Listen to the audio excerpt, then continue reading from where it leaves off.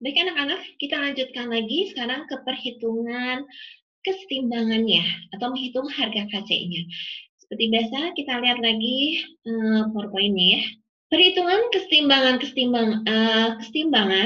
atau perhitungan tetapan kesetimbangan atau menghitung harga KC itu ada dua cara. Yang pertama, cara tanpa bagan kesetimbangan. Ya ini, kalau tanpa cara bagan kesetimbangan berarti konsentrasi masing-masing reaksi dan hasil reaksinya diketahui ya. Kemudian cara yang kedua adalah cara bagan kesetimbangan. Jadi jika salah satu dari reaksi atau hasil reaksinya belum diketahui, maka kalian harus menggunakan cara bagannya. Kita lihat contoh yang tanpa bagan kesetimbangan dulu ya. Ini Ibu berikan dua contoh soal. Di sini ada reaksi penguraian belerang trioksida menjadi belerang SO2 dan belerang dioksida dan oksigen ya. Dengan masing-masing konsentrasinya diketahui yaitu 0,4 molar untuk belerang trioksida, 0,2 molar untuk belerang dioksida dan 0,1 untuk oksigen ya. Nah, ini sudah diketahui ketiga-tiganya ya. Ketiga zat senyawanya sudah diketahui, maka kalian langsung bisa menghitung dengan menggunakan rumus KC-nya. Jadi KC-nya adalah konsentrasi SO2 dipangkatkan 2 karena ada koefisiennya 2 di sini dikali konsentrasi O2 ya. Tanpa pangkat karena koefisiennya di sini 1 lalu dibagi konsentrasi SO3 dipangkatkan karena di sini koefisiennya 2 dipangkatkan 2. Nah, sekarang masukkan harga KC-nya. Di sini karena sudah dalam molar, tinggal masukkan saja ya. SO2-nya 0,2 molar dikuadratkan, dikali O2-nya 0,1, dibagi 0,4 dikuadratkan lagi ya. Nah, didapatlah harga KC-nya yaitu 2,5 kali 10 pangkat min 2. Oke, contoh soal yang kedua. Di sini diketahui harga KC-nya 50. Ya, tapi kalian lihat lagi di sini dalam soalnya, konsentrasi HI dan H2-nya sudah diketahui dalam keadaan setimbang, yaitu 0,5 dan 0,1. Yang ditanyakan adalah konsentrasi I2 pada kesetimbangan. Nah, jadi kalian kalau menghitung harga KC, ingat kata-katanya harus dalam keadaan setimbang, ya baru bisa dimasukkan ke rumus harga KC-nya. Oke, kita masukkan langsung ke harga KC-nya, di mana harga KC-nya adalah konsentrasi HI kuadrat, karena di sini koefisiennya 2, dibagi konsentrasi H2 dan konsentrasi I2. Kemudian harga KC-nya di sini 50 ya. Nanti dimasukkan ke sini 50, kemudian 0,5 kuadrat itu untuk HI dibagi konsentrasi H2-nya 0,1 dan ini I2 yang kita cari. Jadi sekarang konsentrasi I2-nya adalah 0,05 molar ya. Itu cara mencari harga KC tanpa bagan kesetimbangan. Kita lanjut dengan menggunakan bagan kesetimbangan. Ya, perhitungan cara bagan kesetimbangan itu jika konsentrasi masing-masing zat pada keadaan setimbang belum diketahui ya. Nah, bagannya seperti ini. Kalian tuliskan reaksinya ya. Kemudian ada kata-kata mula-mula, terurai atau bereaksi, kemudian digaris, dan ada kata setimbang, atau ini disebut juga bagan MTS atau MBS. Jadi bagan mula-mula, setimbang, dan terurai. Ya. Kemudian di sini ada panah zigzag. Nanti ini ada artinya juga panah zigzag di sini dan harus selalu kalian tulis supaya mengingatkan kalian akan hubungannya konsentrasi reaksi dengan hasil reaksi pada keadaan setimbang. Kalau diketahui A mula-mula, maka keterangannya di sini mol yang kamu simpan di sini adalah mol mula-mula dari zat A. Ya, A kita simpan di sini. Kemudian kalau zat B diketahui juga, maka kalian simpan di sini di mula-mula untuk zat B. Ya, di sini lambangnya B Ibu tuliskan ya, dimisalkan dengan B. Kemudian kalau zat A-nya terurai, kamu simpankan di sini di C. Ya. B juga kalau terurai, kamu simpannya di sini di D. Nah, kalian yang harus dicari ada dalam kondisi timbangnya. Bagaimana mencari setimbang zat A-nya? Itu adalah E, di sini Ibu lambangkan. E itu artinya adalah A min C. Jadi di sini pengurangan ya. Untuk mencari setimbang zat A adalah zat mula-mula dikurangi zat terurai. Begitu juga untuk zat B. Di sini Ibu misalkan dengan F, jadi cara mencari F adalah B dikurangi D. Nah, ini adalah zat G, di sini adalah zat C dalam keadaan setimbang. Kemudian H di sini sebagai mol zat C pada keadaan setimbang. Nah, kalau sudah didapat keadaan setimbang atau sudah kamu dapat harga E, F, G, H, maka nanti kalian masukkan ke harga KC-nya.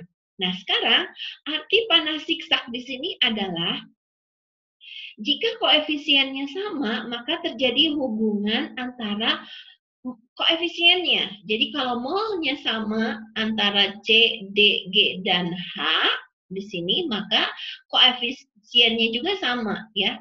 Atau kebalikannya, kalau koefisiennya M, N, P, Q-nya sama, ini harusnya Q, maaf ya, maka harga C, D, GH-nya adalah sama ya.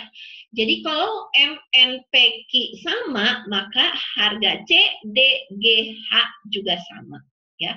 Nah, sekarang kalau tidak sama, koefisiennya tidak sama, maka mencari molnya adalah, Ibu ingatkan lagi dulu rumus kelas 10, itu mol yang ditanya sama dengan koefisien yang ditanya dibagi koefisien yang diketahui kali mol yang diketahui. Jadi ada hubungannya dengan koefisien.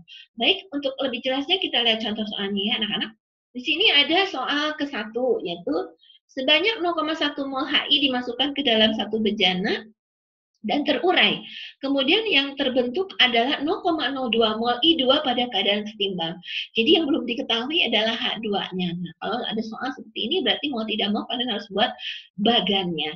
Kita buat bagannya. Jangan lupa tuliskan reaksinya. Kemudian buat bagannya itu mula-mula, terurai, kemudian garis dan setimbang. Jangan lupa panas siksaknya. Ya, yang diketahuinya adalah 0,1 mula-mulanya. Kalian simpan di sini 0,1. Kemudian apa lagi? Oh ini 0,02 mol I2 pada keadaan setimbang. Berarti di sini I2-nya yang kamu simpan. Jadi yang harus kamu cari adalah berapa mol H2 pada keadaan setimbang, berapa mol HI yang terurai, dan juga berapa mol HI yang keadaan setimbangnya. Ya, oke. Ibu tuliskan lagi ya reaksinya, kemudian tabel bagannya. Nanti kita lengkapi sekarang. Yang tadinya 0,1 mol punya HI ya, kemudian juga 0,02 mol. Nah sekarang untuk memudahkannya adalah kita menghitung dulu berapa H2-nya di sini.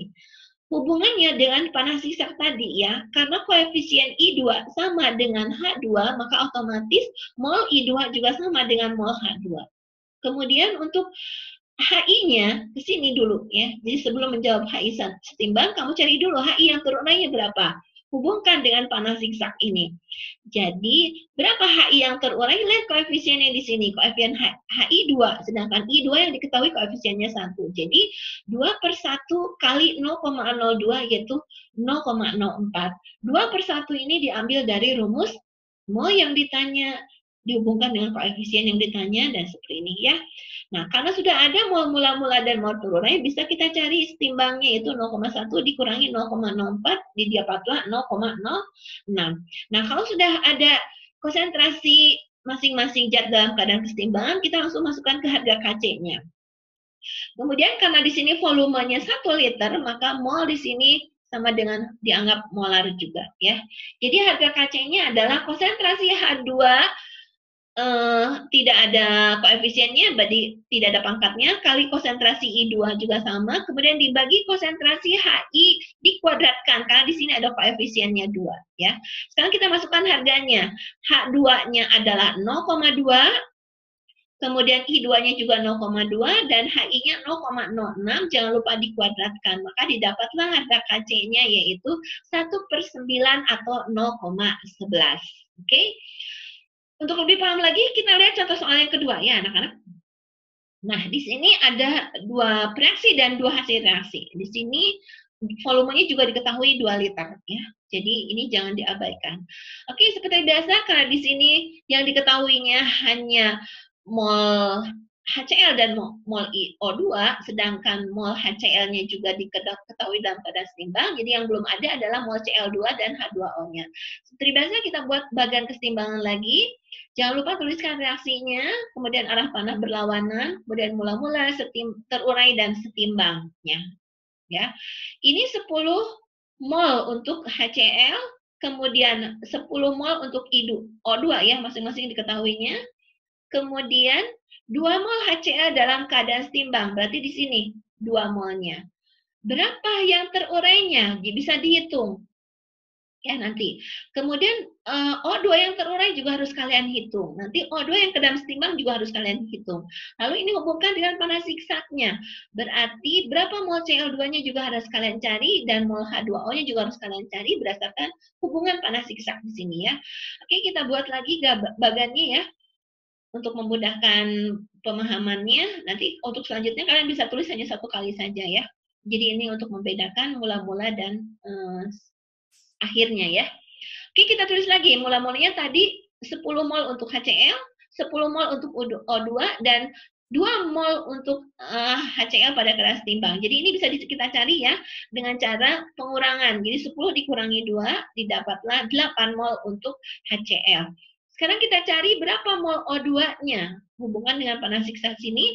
Lihat koefisien O2 di sini 1, sedangkan koefisien HCl 4. Jadi hubungkan dengan koefisiennya. Maka mol O2 yang terurai adalah 1/4 kali 8, sama dengan 2.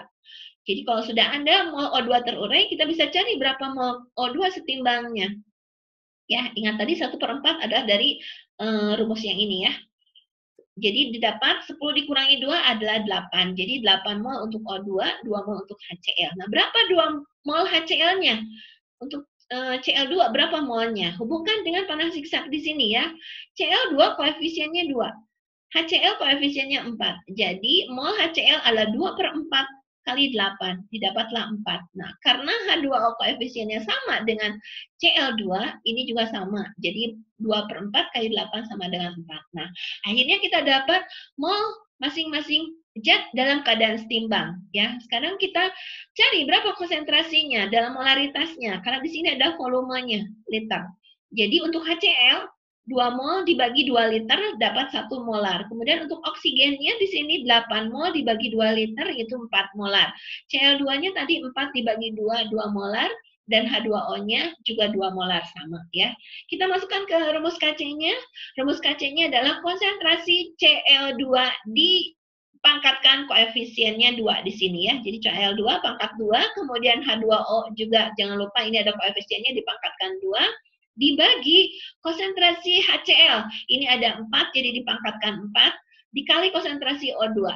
Ya. Kita masukkan harganya, Cl2-nya 4, 2 kuadrat, H2O-nya juga 2 kuadrat, dan HCl-nya 1 pangkat 4, kemudian dikali O2-nya adalah 4.